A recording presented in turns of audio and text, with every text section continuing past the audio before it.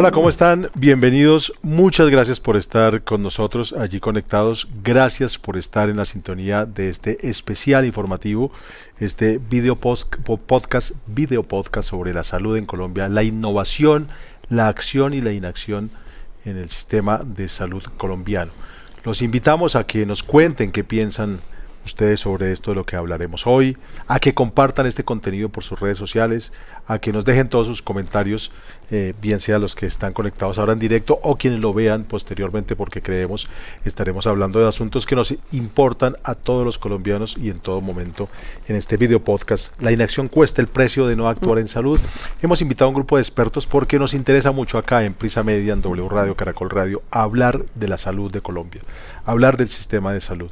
Lo hacemos mucho en los medios de comunicación, mucha referencia a lo que pasa en el sistema de salud, pero quizás hablamos mucho de los temas políticos, de la discusión de una reforma a la salud que no acaba de terminar su tránsito en el Congreso de la República, de las ideas o ideologías que tiene uno y otro sector sobre la salud, de la plata también, que se gasta o no se gasta, de los cumplimientos e incumplimientos, pero muchas veces hablamos menos del efecto que tiene esta situación sobre la salud real de los colombianos, porque el efecto es más cantidad de muertes prevenibles que efectivamente ocurren como lo quisiéramos, tratamientos que se ponen más lentos y más costosos, hospitales que están cerrando sus servicios o que cada vez están más presionados en sus unidades de cuidado intensivo o en unidades de cuidados especializados, en fin, una cantidad de cosas, los medicamentos, por supuesto, las medicinas que son de difícil llegada para quienes las necesitan de inmediato para atender su salud. De eso queremos hablar ahora, de cómo estamos viendo la acción o la inacción en el sistema y sobre la necesidad de innovar en el sistema de salud colombiana. Y por eso hemos traído a un grupo de personas expertas, conocedoras del sistema, que nos van a acompañar en los próximos minutos y a quienes les agradezco inmensamente estar acá en este espacio de Prisa Media. Saludo inicialmente a Catalina Latorre. Catalina, muchas gracias, bienvenida por estar acá. Muchas gracias. Catalina es médica, es profesora, es investigadora en salud pública en la Universidad del Rosario. Está con nosotros también Paula Castro. Paula, bienvenida, gracias por estar acá. Gracias, Alfonso. Paula es la jefa de Economía de la Salud en la Dirección de Salud Poblacional de la Fundación Santa Fe de Bogotá. Y también está Ignacio Gaitán Villegas con nosotros. Bienvenido, Ignacio. Alfonso, gracias, feliz de estar acá. Ignacio es presidente ejecutivo de AFIDRO, que es un gremio que integra a empresas fabricantes de medicinas, empresas privadas fabricantes de medicinas, ¿verdad, Ignacio? Así es, Alfonso. Bueno, entonces les hemos dicho que queremos hablar de este asunto de la necesidad de innovar en salud, pero partiendo de una premisa que quiero plantearles de entrada. Muchos sentimos que en este momento, por lo que he contado y la discusión sobre cómo debería ser el modelo de salud, la discusión de sí o no una reforma a la salud, hemos entrado, quizás nos parece, en un estado de inacción, en que estamos haciendo pocas cosas nuevas en la salud en Colombia. Quiero plantearle a ustedes que están pendientes todo el tiempo de este asunto, ¿cómo ven la situación? ¿Creen que hay una inacción en este momento en el sistema de salud colombiano? Catalina. Bueno, muchas gracias. Digamos que la comprensión y la respuesta a esas preguntas creo que hay que mirarlas en diferentes como contextos y ángulos de donde se mira. Es muy importante desde la parte de la salud pública, la propuesta, digamos, de la prevención en salud es muy importante.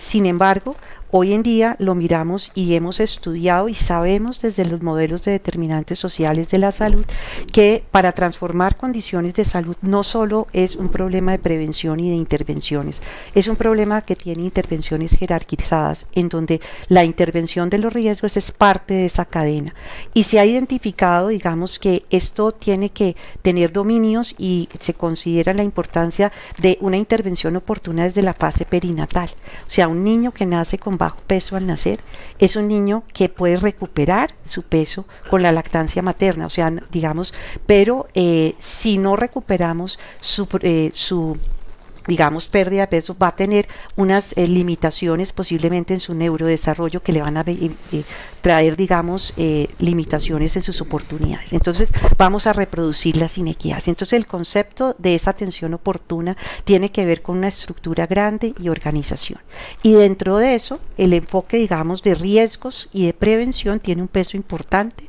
Tiene un peso, además, para ampliar la perspectiva, que es en los modelos de historia natural de la enfermedad hay diferentes momentos para prevenir y hacer intervenciones oportunas. Tenemos una prevención primaria, donde va una parte de prevención específica y educación, una parte de prevención secundaria, donde entran tratamientos oportunos y diagnósticos precoces, y un proceso de prevención terciaria, que es en la rehabilitación. En todos ellos es necesario innovar. O sea, no porque se hable de prevención no hay complejidad ni oportunidades de aportes y de nuevas tecnologías. Los lineamientos actuales en atención primaria nos dicen, sí, importante llegar a las casas, importante llegar a los pacientes, pero necesitamos llegar hoy en día con tecnología. Necesitamos llegar hoy con pruebas de diagnósticos tempranos, necesitamos hoy, se debe continuar el estudio de vacunas, necesitamos mejorar toda la parte de telemedicina para poder hacer un abordaje y acceso y quitar barreras de acceso. Entonces, en cada momento hay un despliegue importante de intervenciones frente a la innovación que se puede hacer. De hecho, hasta hemos modificado y aprendido a hacer mejor educación en salud. O sea, no solo hay que innovar con tecnologías, la forma en que nos comunicamos, que damos herramientas a la población, también hay que innovar, cómo llegamos, cómo somos más comprensivos y cómo también entendemos los problemas más intersectoriales y nos movemos en conceptos de interseccionalidad y de intersectorialidad. Catalina, muchas gracias por esa mirada que nos da, por supuesto, desde su sector, el sector académico de la Universidad de Rosario, esta primera aproximación al tema de esta mañana. Voy ahora con Paula Castro, que como les dije, viene del mundo de las entidades privadas del servicio de salud, la Fundación Santa Fe de Bogotá, una de las más reconocidas en estos servicios en el país, y que además también pues tiene que ver con el manejo de los dineros para el sistema y para la investigación en salud. ¿Cómo ve este planteamiento de la acción o inacción en el sistema, Paula?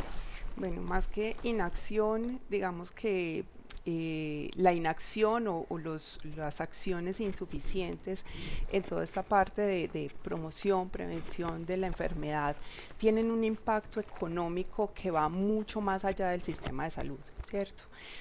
Usualmente lo pensamos en el costo económico para el sistema, pero debemos recordar que hay una relación que está ya muy estudiada y que es una relación muy directa entre lo que es la economía de un país y el estado de salud también de sus ciudadanos, ¿cierto?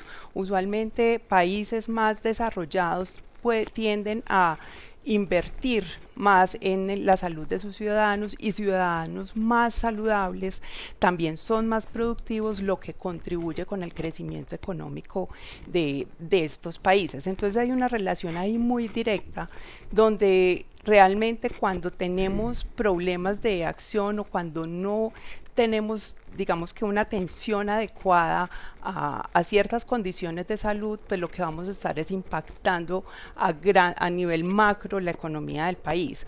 Digamos que hay como unos componentes o algunas enfermedades donde la inacción, o más bien la acción oportuna, se puede notar más dentro del sistema, ¿cierto?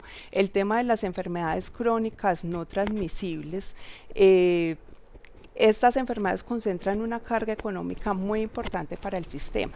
Entonces, cuando se intervienen a tiempo, pues es mucho más barato realmente para el sistema de salud tener, por ejemplo, una hipertensión controlada que anualmente puede costar entre 100, unos 900.000 pesos, una hipertensión controlada por persona, a tener una persona que se descompensa en el tiempo, que luego puede hacer un fallo de órgano, ya sea, por ejemplo, falla renal, y que nos puede estar costando alrededor de 80, 90, 100 millones de pesos anuales, ¿cierto? Intervenciones tempranas también en salud mental, que ha sido como una de las condiciones de salud más relegadas, ¿cierto? Hacer intervención temprana en salud mental funciona. ¿Sí? Es mucho mejor prevenir, enseñar manejo de emociones desde la primera infancia, desde la adolescencia, que tener luego que cargar con el costo económico y social, por ejemplo, de las depresiones, de todos los trastornos de ansiedad, suicidios, abuso de sustancias, violencia intrafamiliar y demás, que no solamente van a tener un costo económico, sino que tienen realmente un costo y un impacto social, ¿sí? Entonces es muy importante no perder de vista y concentrarse solo en el costo monetario, sino también tener siempre muy presente que lo que estamos hablando es impactos sociales a futuro y también en términos de productividad para el país y de desarrollo económico también para el país. Paula, también muchas gracias. Y lo que hemos intentado hacer es tener voces, como les decía, desde distintos ámbitos y distintos sectores, siempre por supuesto relacionados con el servicio de salud. Ignacio, como les contaba, representa a farmacéuticas grandes además, que han estado muy en el centro de discusión por justamente la disposición, la entrega o no de las medicinas. Misma pregunta para usted, Ignacio, ¿cómo ve lo que está sucediendo en este momento en el país? ¿Estamos actuando o no en lo que se necesita en el sistema? Ahí, Alfonso, gracias y gracias a toda la audiencia y a Catalina y a Paula que nos acompañan en esta conversación. Hay una medida que me parece muy importante, que es lo que llamamos la carga socioeconómica del sistema de salud. ¿Esto qué quiere decir? Es justo lo que tú preguntas, Alfonso, es el entendimiento de cuando no generamos acción frente al sistema, el impacto económico que tiene.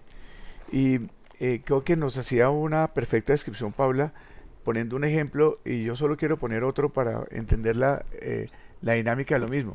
Entendiendo algo que quiero enviar como primer mensaje, y es el valor de la innovación en esta conversación.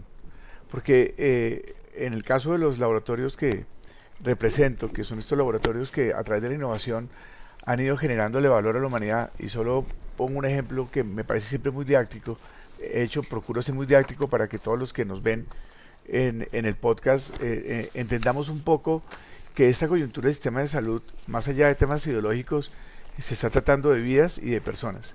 Imagínense por los 80, cuando se identifica el VIH, y Alfonso, que es de mi generación, yo me acuerdo que en esa época uno se imaginaba como que la humanidad iba a tener una antes y un después. Me acuerdo perfectamente del año 1984. Muy bien, exactamente. Claro. Exactamente. Y te acuerdas que cuando se identifica, un poco los pronósticos eran devastadores. Era un pánico. Claro. Si lo extrapolamos a lo que pasó hace algunos años con la pandemia, estábamos cerca de generar una alerta de salud mundial. ¿Y qué pasó? Gracias a la acción, lo que en ese momento era caótico, muy pocos años después, hablo de 5 años, ya se generaron los primeros medicamentos que hoy hacen que, por ejemplo, una persona que tenga VIH tenga expectativas de vida por encima de los 60 años. Claro. Y esto es un caso de acción. Ahora vamos a lo contrario, que es un poco el tema de la inacción. Este costo socioeconómico, y voy a poner solo caso de 4 enfermedades en Colombia, que son las cardiovasculares, la neoplasia, la migraña, la diabetes. El hecho de tener esas 4 enfermedades como centro de la una diabetes, acción, la migraña, cardiovasculares, neoplasias, tumores, okay, para ponerle un tema, y migrañas, solo para que tengas una idea, Alfonso, esto genera un impacto, por ejemplo, en la estabilidad del sistema laboral. Ustedes no se imaginan el costo, por ejemplo, de la cantidad de personas que se incapacitan en Colombia por causa de la migraña, solo para poner un ejemplo. Si sumamos este grupo de 4 enfermedades, o incluso vamos a América Latina, que hay otras 3, como la diabetes, para poner otro ejemplo, en Colombia esto representa el 3.1% del PIB. Estamos hablando en costos, como le gustaría a Paula, de 10.500 millones de dólares. Cuando hablamos de inacción, estamos hablando de un impacto en el sistema de salud. Claro, cuando el debate está en la falta de financiamiento, en la falta de acceso, etcétera, en realidad, y por eso me gusta mucho la introducción a este podcast, es que empecemos a entender que una política de prevención, una política de atención primaria, solo hablando de 4 grupos de enfermedades, pueden generar una mayor sanidad del sistema de salud, valga la redundancia. Y cerraría esta primera parte, y creo que ya lo hablaron mis compañeras de conversación, y es que también estamos frente a una coyuntura de salud pública en el mundo, salud mental, que sabemos que post-COVID ha generado unos mayores impactos. Evidentemente somos una población envejecida. Hace unos días, en una conversación con algunos de mis amigos de asociaciones de pacientes, hacían una pregunta maravillosa. El día de hoy, están haciendo los niños de qué edad? Los niños de 100 años, los niños de 110 años, los niños de 120 años. Y ya como en nuestras familias es normal que alguien envejezca a los 90, a los 95, lo cual hace 30 años era muy difícil de pensar. Pensemos, y hablo de mis nietos van a ser niños de qué edad? Van a ser niños de 110 años, de 115 años, y creo que es necesario, Y el planteamiento de la pregunta es, ¿cuál va a ser la acción de cara a entender ese horizonte para que tengamos unos sistemas no inestables y sí estables frente a esta coyuntura? Que es justamente el tema que planteamos acá en Prisa Media. ¿Qué acción se necesita o qué efectos tiene la inacción de ese tipo de cosas mientras estamos en una discusión general sobre el sistema, de la que quiero plantearles ahora para que ustedes todos, en el orden que quieran, nos opinen, porque necesariamente tenemos que hablar del sistema de salud que aún tenemos, porque hemos dicho, la reforma que se ha planteado pues sigue haciendo un curso legislativo, y en ese sistema intervienen muchos actores, intervienen las EPS, que siguen siendo un actor que legalmente existe en el país, aunque hayan sufrido algunos cambios, las IPS, que son las instituciones prestadoras, los laboratorios, los centros médicos, los hospitales, pero también están todos los entes territoriales, las alcaldías, las gobernaciones, las áreas metropolitanas y por supuesto el gobierno nacional, más todos los actores privados del sistema. En este momento, esa relación, ¿cómo ven ustedes esa relación entre los actores del sistema? ¿Cómo la ven y cómo sienten que eso está teniendo, si lo está ocurriendo, teniendo efectos sobre esto de lo que estamos hablando, un poco una parálisis de lo que deberíamos hacer para evolucionar el sistema de salud? Me encantaría tomar la palabra, porque tal vez ha sido el gran esfuerzo que hemos hecho este año desde la industria para hacer conciencia. Me parece que la pregunta, Alfonso, da en el corazón de la discusión. Creo que lo primero que diría es que nuestro sistema ha perdido gobernanza, ha perdido coordinación. Si uno mira la coordinación del gobierno central con las entidades territoriales, nosotros hemos procurado hacer una gestión en territorio muy importante y creo que se perdió un poco esa capacidad de coordinación, o llamémoslo modelo de gobernanza en el sistema, que pueda ser mucho más eficiente la trazabilidad de recursos o de gestión. Segundo, hay una tensión financiera que no podemos dudar. He procurado estos días, hace 2 semanas, presentábamos el informe de cartera del sector, y independientemente de las causas que le quieran dar, creo que hay que reconocer que tenemos una tensión financiera en el sistema y que tenemos que enfrentarla para que los recursos fluyan. Entiendo el debate, incluso si quieren decir lo respeto, pero es que estamos hablando de, y tú lo dijiste ahorita, Alfonso, de medicamentos que están llegando tarde. El otro día recogí una frase que me gusta mucho, es: el medicamento más caro es aquel que no llega a tiempo. Y creo que el tema de tensión financiera es un tema que tenemos que reconocer. Un tercer factor a tu pregunta, y es que lo que yo creo que más recogería este proceso es un poco la pérdida de confianza en el sector. En cualquier encuesta que hace una de las diferentes encuestadoras, bueno, ya no pueden hacer encuestas, pero hay diferentes mediciones de opinión, uno de los 2 temas que le preocupa más a los colombianos es la salud. La salud se puso por primera vez en muchos años en el centro de la conversación, lo cual también puede ser visto como una oportunidad, sin ninguna duda. Pero creo que esto, ¿en qué repercute? Es una pérdida de confianza. No sé en cuántas conversaciones he estado el último mes, pero sí a lo sumo 30, y creo que como que está en la mitad. Uno, que al no reconocer deuda no hay confianza, y al no haber confianza no nos coordinamos, y al no coordinarnos estamos poniendo a los pacientes en la mitad de una conversación que los está afectando. Y yo diría, lo último es una reflexión acerca alrededor del valor de la innovación. Hace unos días nuestro aliado FIFARMA, que es la Asociación Latinoamericana de Laboratorios, en un indicador que tiene que es muy bueno, dice que en Colombia, para que llegue la innovación, o sea, una nueva molécula o tratamiento, Alfonso, se está demorando 5 años. Imagínense ustedes lo que pasa en 5 años cuando el mundo desarrolla una nueva innovación para mejorar la vida de las personas, y el tránsito para que llegue a Colombia toma entre 3.5 a 5 años. Las repercusiones están siendo muy altas, porque estamos hablando de vidas. Yo entiendo la dialéctica y la respeto, si quieren, pero evidentemente creo que se nos está olvidando el otro lado. Hace unas semanas un medio que quiero mucho, como tú sabes, Alfonso, que es El Colombiano, sacaba una portada un domingo de las vidas que se han perdido en Colombia por todo este tema de la atención, y creo que tenemos que entender y liberar un poco esos valores diferentes que tenemos y tener un propósito común para enfrentar esta transformación del sistema de salud.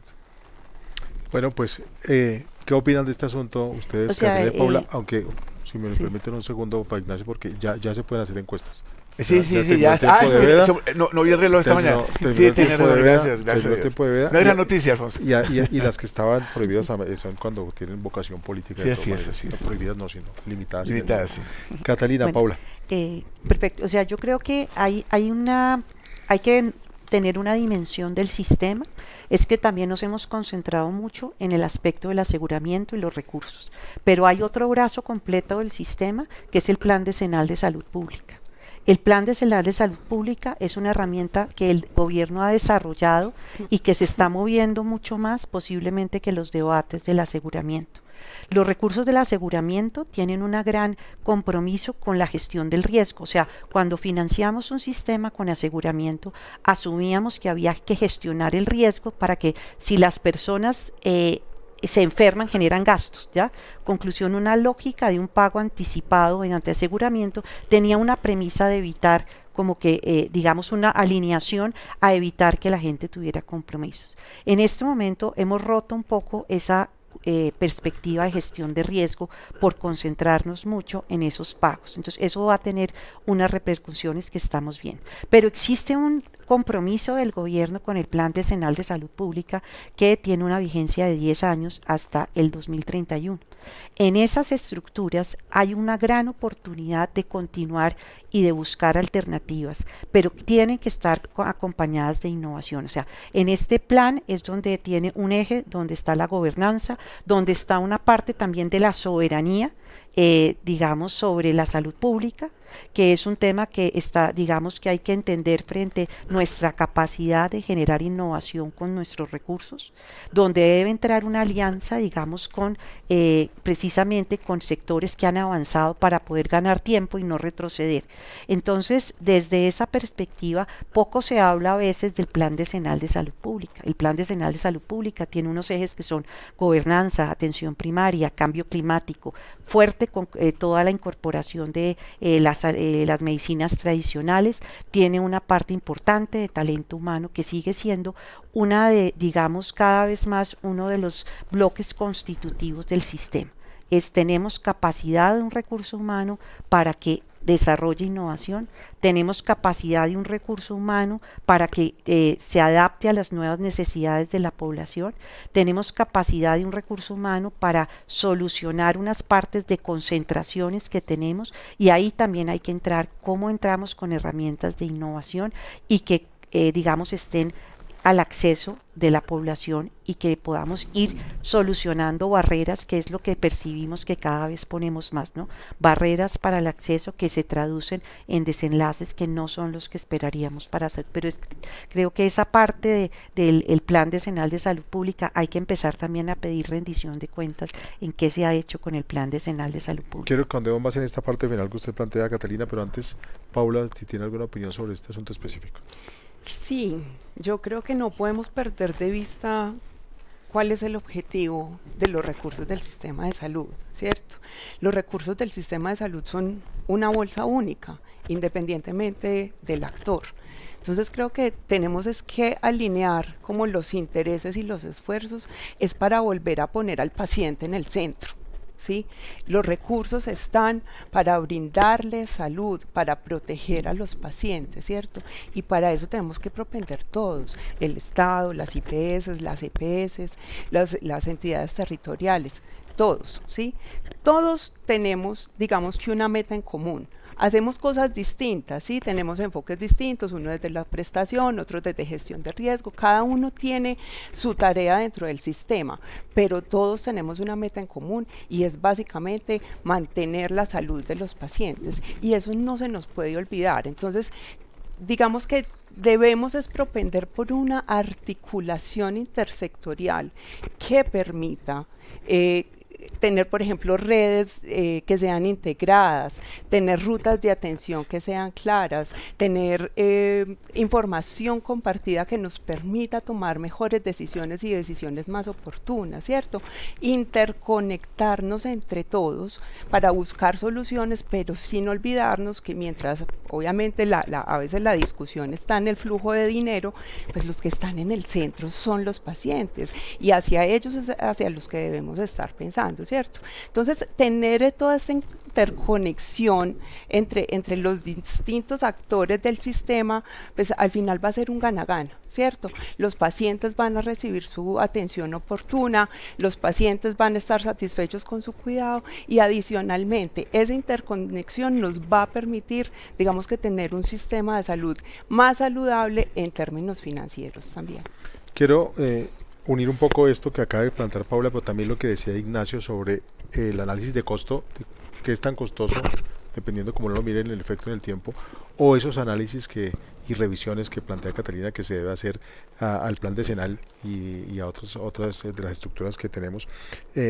Para preguntarles cómo ven ustedes posible y además cómo ven necesaria que se haga una toma de decisiones de política pública en salud basadas en evidencias científicas más que en discusiones de asuntos políticos o de asuntos de arquitectura del Estado. ¿Es posible incluir mucho más la evidencia científica en esa discusión pública? Yo creo que hemos avanzado en eso. O sea, de cuando uno empezó hace 30 años a estudiar como los costos del sistema, realmente no había información. Real. O sea, cuando se empezaron a hacer los primeros estudios de economía de la salud, de carga de la enfermedad, la limitación y la información no era mucha.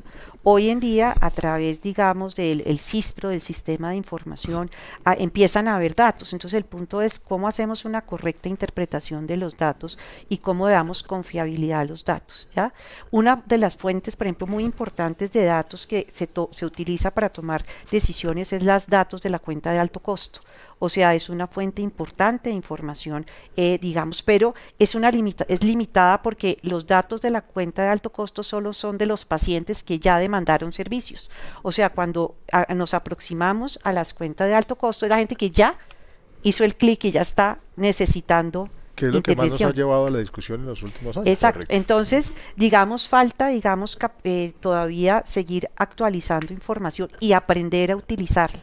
Aprender a utilizar las fuentes. Colombia tenía una trayectoria importante para información, que eran las encuestas poblacionales, donde estaba la encuesta de demografía y salud, que es de las que tiene mayor tradición y perspectivas de la situación de salud de la población, pero se rezagó porque esas encuestas los resultados debían haber estado listos para el 2025 y se retrasó. Entonces empezamos también a tener rezagos.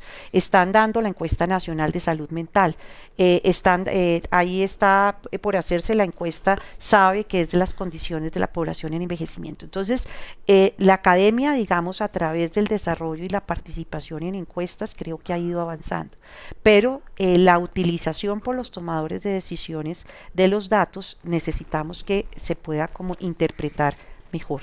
Está también el desarrollo del Instituto de Evaluación de Tecnologías en Salud, o sea, eso tampoco existía antes, un Instituto de Evaluación de Tecnologías en Salud que, digamos, ha tenido perfil. Hemos recibido un talento humano que en un momento se ha formado en economía de la salud, en utilización de nuevos indicadores, pero también se ha dispersado. Entonces creo que hay que ser más estratégicos en alineación de los temas que nos convoquen y en esas alianzas que había Paula para una correcta interpretación y también entender nuevos indicadores de salud y movernos a indicadores que nos permiten combinar y sacar índices y ser más, digamos, integrales en la valoración de los indicadores para que podamos movernos a nuevas, a todo lo que es el Big Data, podamos mover a toda la aplicación de inteligencia artificial para que se puedan utilizar en beneficio de los pacientes y en mejores desenlaces. Yo solo complementaría porque me parece que se hace una descripción perfecta. Sin duda hemos evolucionado, pero pondría un poco la inquietud acerca de que parte de la coyuntura que estamos viviendo es porque cada quien usa los datos como quiere y creo que los datos no pueden ser un objeto de crear narrativas, sino un objeto de salud pública, porque son objetivos. Gracias. Y con esto, ¿a qué me refiero? Yo diría que hay datos asociados a temas de investigación científica, muy bien lo dice Catalina, sin duda hemos logrado generar trazabilidad frente a algunos tipos de enfermedades. Estos días he estado haciendo recorridos, por ejemplo, en varios centros de investigación de universidades y uno ve un avance muy importante en la trazabilidad de información, pero es información poco coordinada. Lo que a veces se recoge en la universidad no lo aprovecha el Ministerio de Salud, lo que no aprovecha el Ministerio de Salud no pasa por la industria. Nosotros hace 3 semanas, como una gran noticia, lanzamos una herramienta que se llama el visor farmacéutico, que valga decirlo, está a disposición de ¿Cualquiera todo el puede ecosistema, cualquiera puede entrar, mide 12 variables diferentes. Y una gran sorpresa era que todo el mundo decía, wow, no sabíamos que, por ejemplo, en Colombia se hacen giros y no hay trazabilidad de los giros. Entonces se crea una narrativa a partir de no saber, y creo que por estar, Paula, en una entidad en donde está en la mitad del proceso de prestación de servicio, uno a veces nos anuncian que hubo un giro de recursos y no sabemos finalmente cuál fue la trazabilidad de los recursos. Entonces creo que tenemos que llegar a un siguiente nivel de la data, que incluso acaban de utilizar la palabra megadata, y es la coordinación de la información que se recoge y quién debe ser el dueño de la información. En nuestro caso, a nivel de gremio, estamos haciendo una coordinación intergremial para que cada uno recoja la información que corresponde y se la pueda entregar a los diferentes actores. Y con los pacientes, y tú que hablabas de los pacientes en el centro, sin duda este tema que pones es, ellos han evidenciado información muy relevante en términos de algunos indicadores que se han deteriorado y no ha habido respuesta frente a ello. Y creo que la objetividad de los datos tiene que respetarse, la coordinación tiene que ser una manera de actuar y generar un gobierno de datos. Uno cuando monta modelos de arquitectura de datos en las empresas, lo primero que hace es el gobierno de datos. ¿Qué quiere decir eso? Que muchas áreas de las compañías recogen los datos, hay un área que los coordina y que genera los informes. Y creo que hemos mejorado en data, pero no hemos logrado un avance en la coordinación de información para toma de decisiones, tanto administrativas del sistema como en temas de salud pública. Bueno, complementando como un poco lo que dicen Ignacio y Catalina, pues por aquí somos fans de la toma de evidencia, la toma de decisiones basadas en la evidencia, ¿cierto? Esa toma de decisiones basadas en evidencia, básicamente lo que va a generar es confianza, ¿cierto? Va a generar transparencia y nos va a permitir también focalizar muchas de las intervenciones en la población que más lo va a necesitar, ¿cierto? O que potencialmente se puede beneficiar más de esto. Pero con todo esto que decimos muchas veces como investigadores también, somos como un mundito aparte. Y a veces tampoco nos comunicamos y a veces duplicamos esfuerzo innecesariamente. Hemos avanzado un montón en el país en este sentido, como dice Catalina, en que cada vez las decisiones son más informadas, pero yo creo que nos falta, ¿cierto? Y nos faltan que esa evidencia sea vinculante también con lo que vemos en política pública. ¿Se han hecho avances? Claro que sí, pero creo que se debe seguir trabajando en ese sentido. Y aquí así voy a hacer un mea culpa de los investigadores, porque siento que a veces hemos fallado también en la forma en cómo comunicamos nuestros hallazgos, nuestros resultados, ¿cierto? A veces no lo hacemos en un lenguaje que sea, digamos que fácil de entender para todo el mundo, no logramos comunicar realmente el impacto social o económico que pueden tener nuestras investigaciones, y creo que podríamos hacerlo mejor en ese sentido de comunicar cuál es el impacto real que tienen toda nuestra evidencia que recolectamos en el día a día, ¿cierto? Hacerla más extensiva, con mayor alcance, pero también más, digamos, más fácil de digerir y mucho más, en un lenguaje mucho más sencillo para que el tomador de decisiones, pero también el paciente, el ciudadano del común, logre entender qué es lo que estamos investigando y cuál es la decisión que estamos informando. Yo aprovecho esa última frase suya, Paula. Estamos llegando ya al final de este espacio, porque creo que hay un asunto que no hemos abordado, aunque lo hemos mencionado muchas veces, que es justamente ese ciudadano del común. O sea, todo lo hacemos, lo pensamos, de hecho este espacio está pensado porque estamos pendientes de las necesidades que tenemos todos como ciudadanos. Pero ¿cómo creen ustedes que podemos involucrar a ese ciudadano, a esa ciudadanía, si se le puede definir de alguna manera, en esta discusión y en esta posibilidad de toma de decisiones informadas y de revisión de las necesidades de innovar en nuestro esquema de salud? ¿Cómo puedo vincular más activamente a la ciudadanía? Hay muchos mecanismos, y qué felicidad cerrar este podcast con esta pregunta, porque yo estoy seguro que si nos pusiéramos de acuerdo, Catalina, Paula y yo, quisiéramos que al final el propósito del sistema de salud es para las personas y tiene que estar por encima de intereses verticales, y tiene que haber una integración horizontal hacia los pacientes, pero no solo cuando se vuelvan paciente, porque yo estoy de acuerdo con la pregunta, el paciente está en el corazón, pero se trata de la estabilidad social del país. Entre otras cosas, Una buena salud pública genera estabilidad laboral, genera mayores capacidades de innovación. Una sociedad con altos niveles de nutrición genera mayor capacidad en temas de educación. Entonces, sin ninguna duda, lo más importante aquí son las personas y me encanta que estaremos con eso. Yo diría uno primero es reconstrucción de confianza. Y la mejor forma de reconstruir confianza es involucrándolos en la construcción de política pública. Hace unas semanas se llevó a cabo 2 rondas con el Ministerio de Salud para la construcción de la redefinición de la UPC, que sabemos todos es esta medida sobre la cual se cuantifica cuánto es el incremento de esa unidad para que las personas tengan el servicio de salud. Y debo confesar que no hubo una concertación entre pacientes, personas, actores y ministerio. Y eso denota que nos falta hacer un esfuerzo para entender que es la voz de ellos la que prime a la hora de definir política pública. Yo diría uno segundo, temas de educación. Yo creo que hay algo que en salud se llama la adherencia, que es esa conciencia que tenemos que hacer para tener una vida más sana de cara a estresar menos el sistema de salud. Está demostrado que donde más educación hay, los sistemas de salud no tienen la incidencia de determinadas enfermedades. Y voy a poner un ejemplo, las cardiovasculares, que es una de las 4 que decía hace un rato. Sí. Los países logran bajar la incidencia de las enfermedades cardiovasculares a través de un involucramiento de las personas en temas de unos mejores hábitos de salud. Y yo diría que un tercer tema, además de confianza y un tema de educación, definitivamente la conciencia que debemos trabajar es para ellos y por ellos. Y creo que yo confieso que llevo un año en este maravilloso mundo de la salud pública y he entendido que se habla mucho de pacientes, pero muchas veces no se actúa para ellos.